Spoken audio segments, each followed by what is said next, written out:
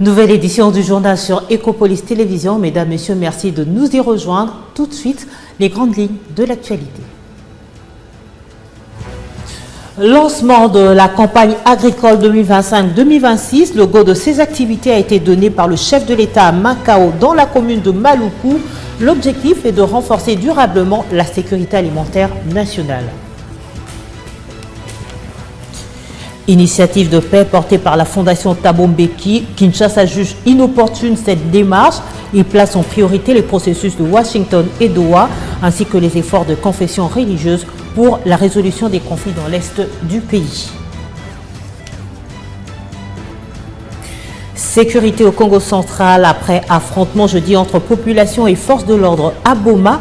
Des mesures fortes ont été prises, dont le remplacement du commissaire urbain ainsi que le renforcement de l'effectif de la police nationale.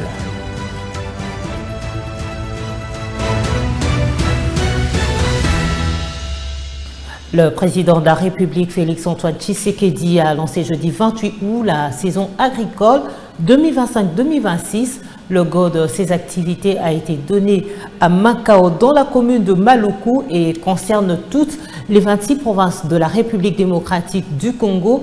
Dans cette zone agricole, le chef de l'État a également procédé à la remise d'un lot important des tracteurs ainsi que du matériel aratoire destiné à chaque province du pays.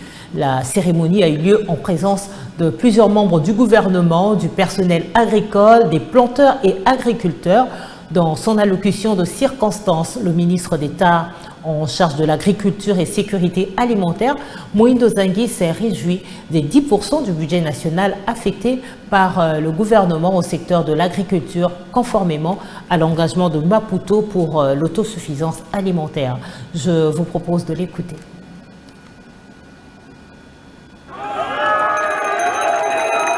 Pour matérialiser les peuples d'abord, le président de la République nous a amené un slogan magnifique, celui de la revanche du sol sur le sous-sol. Et pour le matérialiser, il est allé trop loin. Il a commencé par la réalisation de l'objectif de Maputo, celui de relever le budget de l'agriculture à plus de 10%. Il a mobilisé les fonds de tous les bailleurs de fonds qui existent, la Banque mondiale comme la Banque africaine de développement, comme il vient d'être dit ici. Nous avons donc dans ce ministère de grands projets avec des moyens colossaux pour pouvoir réaliser l'agriculture. Il ne s'est pas arrêté là, il a fait des initiatives, presque dans toutes les provinces, pour relancer la production à grande échelle dans le domaine de l'agriculture. Il ne s'est pas arrêté là.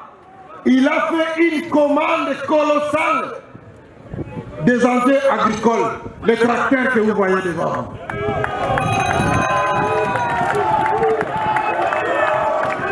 C'est pour vous dire que le chef de l'État a fait sa part. Il est maintenant de notre responsabilité en tant qu'exécutant de faire notre part.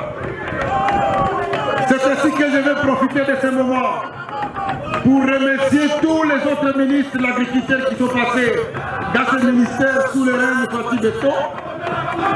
Et je voudrais dire que le chef de l'État, en nommant M. Moïndo Zangui comme ministre de l'Agriculture, a voulu effectivement qu'il puisse relever un défi.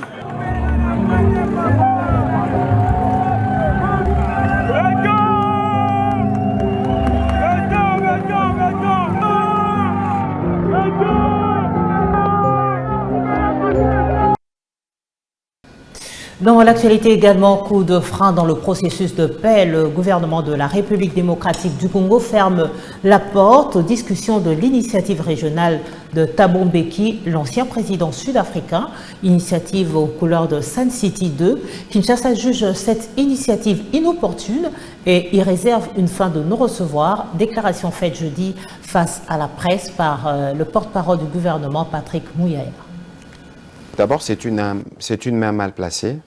Connaissons ces positions qu'il a clairement exprimées, je ne voudrais pas les rappeler ici, et cette attitude n'est pas de nature à contribuer pour le retour de la paix, parce que lorsque déjà on fait mal les diagnostics, ou on prend fait et cause pour ceux qui ont tué par milliers, pour penser pouvoir occuper Goma, et continuer d'ailleurs jusqu'à aujourd'hui de faire une gouvernance par crime, vous voyez, vous tous les jours, les crimes que nous recensons, les Congolais qui sont massivement en train de quitter Goma parce qu'ils n'en peuvent plus d'être étouffés dans leur liberté fondamentale.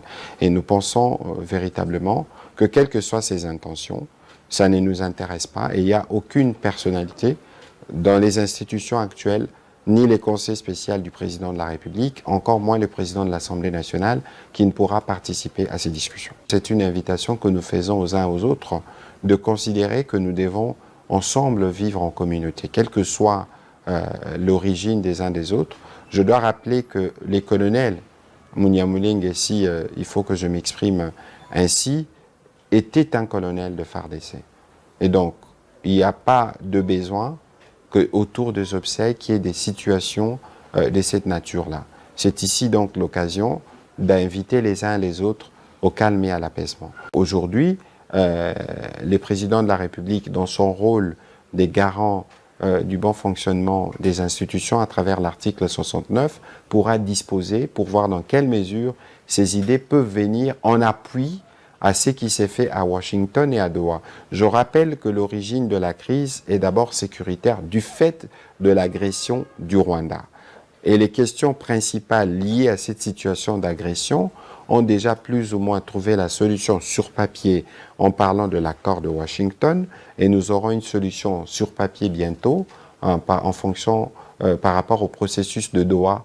Et ce n'est qu'après qu'on pourra éventuellement, sur la base de ce qu'on aura obtenu comme solution de ce côté, voir comment en interne, à la suite des consultations qui ont été initiées par le président de la République, intégrer les propositions qui émanent de confessions religieuses, notamment l'implémentation de la feuille de route qu'ils ont proposée il y a quelques jours. Lutte contre l'insalubrité, les nuisances sonores et l'insécurité. Le gouverneur de la ville de Kinshasa, Daniel Bumba, a convoqué mercredi les bourgmestres des 24 communes de la capitale, tous les chefs de quartier ainsi que les chefs de rue. Au cours de cette rencontre, il a exhorté ses convives à multiplier des descentes sur le terrain pour évaluer les besoins à mettre en place pour des résultats escomptés. Un rapport de toutes les artères est attendu dans les prochains jours par l'exécutif provincial afin de mettre sur pied un plan d'action efficace. La communication de l'autorité ribaine était axée sur 5 points essentiels, à savoir la fluidité de la circulation routière, la sécurité, l'assainissement, la lutte contre les nuisances sonores et la sécurisation des sites fonciers de la province.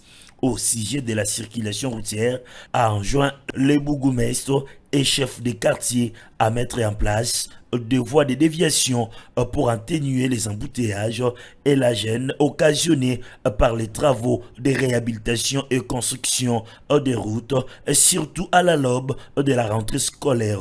Un rapport sur la situation de toutes les artères est attendu par l'exécutif provincial dans les prochains jours afin de mettre sur pied un plan d'action efficace. Quant à la situation sécuritaire de la ville, l'autorité ribaine préconise la tenue régulière des comités locaux de sécurité en format propre et mixte pour renforcer la coordination.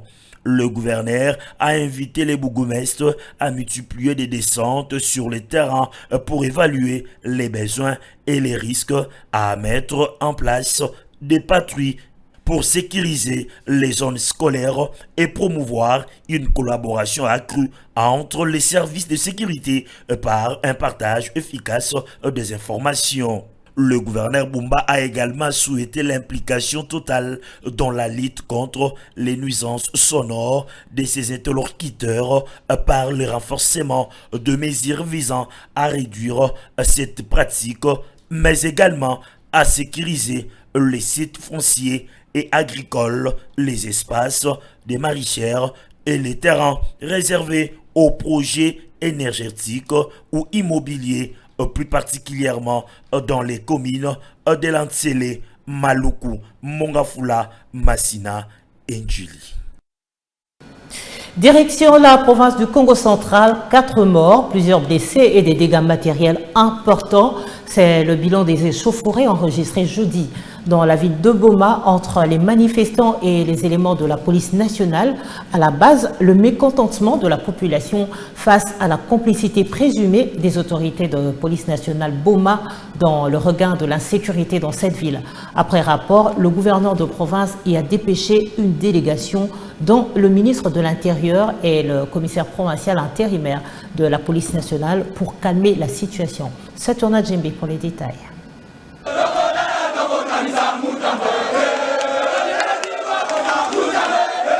Un jeudi sulfureux de le 1er du matin.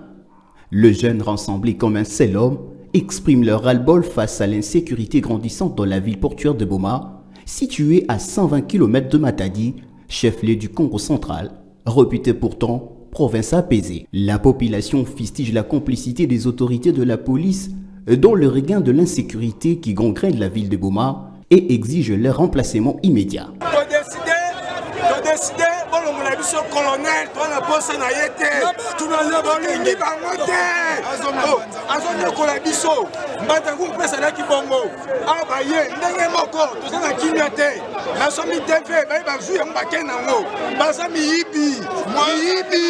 Ce qui va occasionner des échauffourées entre le manifestant et la police.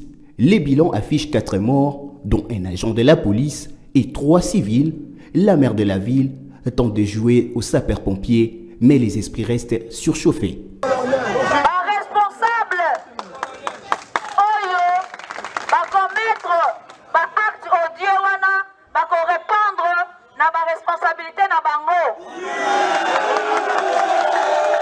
Le gouverneur de province, Grace Bilolo, à son tour va y dépêcher son ministre de l'Intérieur à la tête d'une délégation du Conseil provincial de sécurité qui, après constat, s'adresse à la population et face à la presse.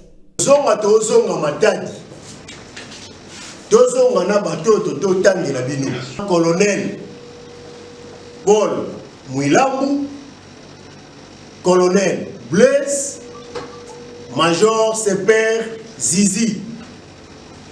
Et depuis que liste ces amoulaï, mais bon, ça biso musala, pour continuer, pour étudier, pour analyser, pour kolongola, mbindonyoso, nakatia ville à Boma, pour partout où il y a sécurité, mon sami, pour Kimia et Kota et Zonga. Tous les officiers de la police nationale récusés par la population sont relevés de leurs fonctions, comme indique ici le commandant provincial intérimaire de la police nationale, faisant partie de la délégation dépêchée par le gouverneur de province, qui par même occasion va présenter à la population le nouveau commandant urbain intérimaire pour la ville de Boma, alors que le titulaire, décrié de complicité par la population, ainsi que ses deux adjoints, sont immédiatement relevés de leurs fonctions. En attendant que nous allons partir demain avec Mouilambo, il y a le colonel Tchassa. Il est avec moi ici. Ce n'est pas une nouvelle figure. Il va assumer la fonction de commandant urbain de Boma à titre intérimaire, en attendant que la décision soit venue de Kinshasa.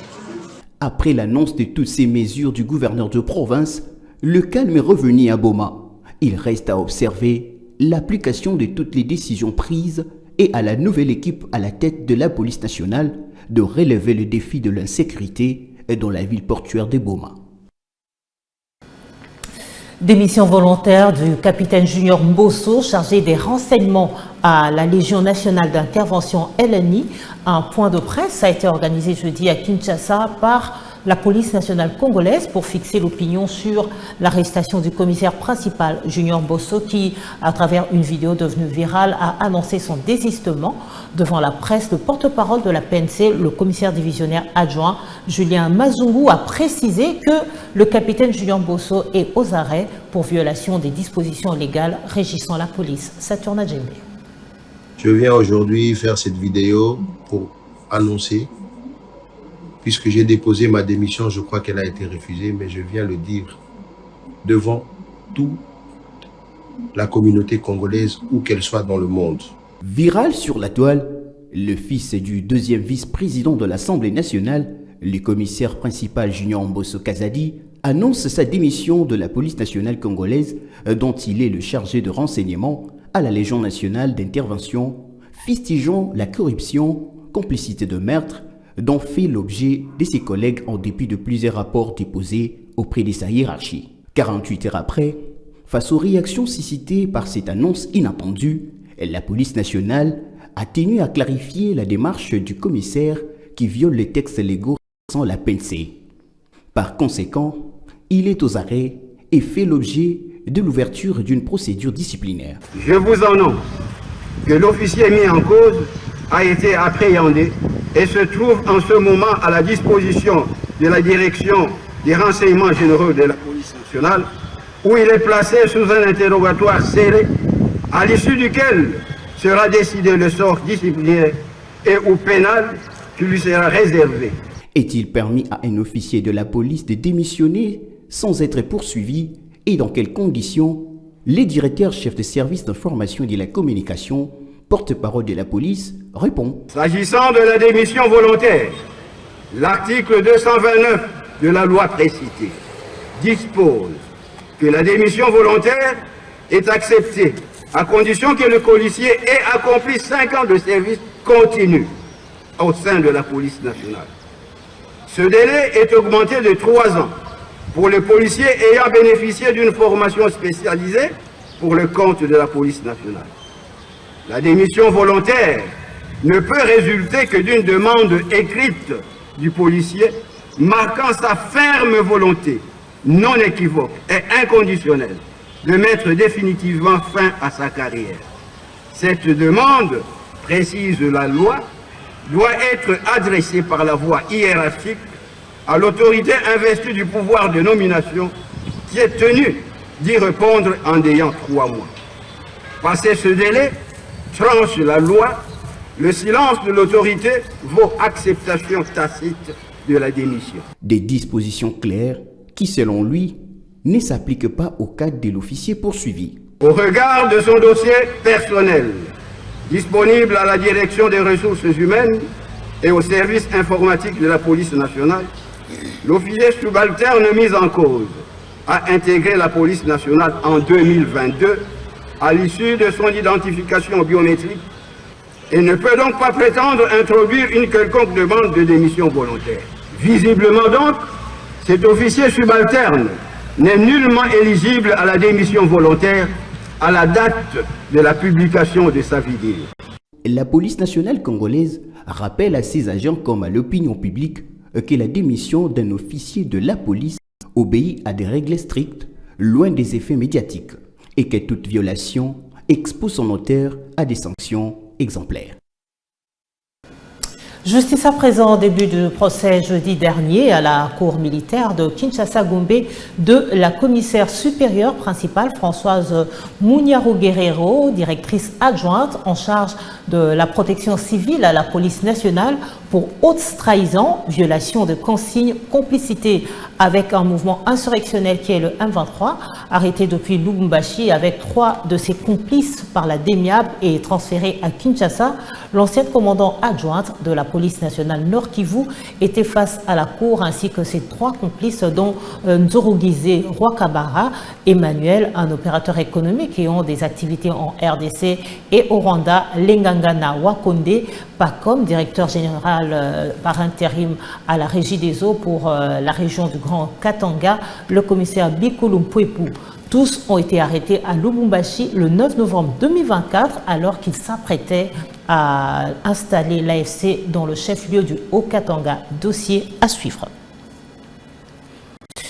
Et dans le chapitre infrastructure homme de terrain, depuis son avènement, le ministre des Infrastructures et Travaux publics, John Banza Lunda, a parcouru cette semaine tous les chantiers en cours d'exécution dans la ville de Kinshasa. Le ministre des ITPR a clôturé cette ronde jeudi par les sites érosifs de Ngaliema. Partout où il est passé, John Banza s'est imprégné des réalités sur l'état de la voirie de Kinshasa, tout en rassurant la population sur son implication pour le parachèvement des travaux. Suivez. En Ngaliema, la tournée a débuté sur l'avenue Komoriko, où l'entreprise Aron-Sefo Sarl exécute un projet routier de 643 mètres devant deux bouchées sur l'avenue de l'Union africaine. Le ministre s'est également rendu au pont Makelele où il a constaté le débouchage des caniveaux et l'amoncellement des déchets le long de la rivière à cause des récurrentes inondations. John Banza a instruit l'Office de voirie et drainage, l'OVD, d'accélérer le curage et le dragage du site. À Kintambo, le constat est similaire sur l'avenue Bopété, régulièrement inondée. Les travaux de la route reliant Bopété à l'avenue Mutuelle sont à l'arrêt, faute d'expropriation à cause des constructions anarchiques. Cette visite a connu la participation de plusieurs autorités, notamment le directeur général de l'Office de voirie et drainage, Victor Tumba. La stratégie est simple, c'est le respect des engagements, nous comme gouvernement et les entreprises qui exécutent les travaux. C'est tout simplement ça, et le respect des délais. Ici, c'est une extrême urgence. Nous n'avons pas de temps à perdre. Nous devons exécuter les instructions du chef de l'État. Lui, qui comprend que le social, c'est la base, il a construit les routes.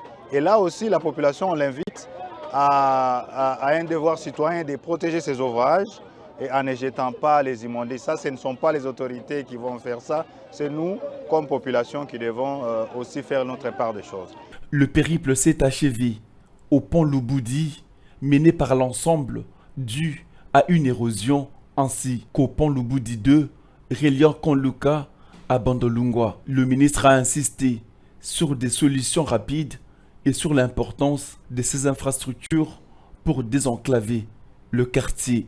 Cette nouvelle descente illustre la détermination de John Banza à donner un coup d'accélérateur au chantier stratégique de Kinshasa, conformément à la vision du chef de l'État, Félix Antoine Tshisekedi. Le ministre John Banza a reconnu la bravoure de l'OVD sous la direction de Victor Tumba. Parlons également du 14e congrès et assemblée générale de l'Union des architectes africains. Les travaux ont été lancés mercredi dernier à Kinshasa par le vice-premier ministre de l'Intérieur, Jacquemain Chabani, au nom de la première ministre empêchée.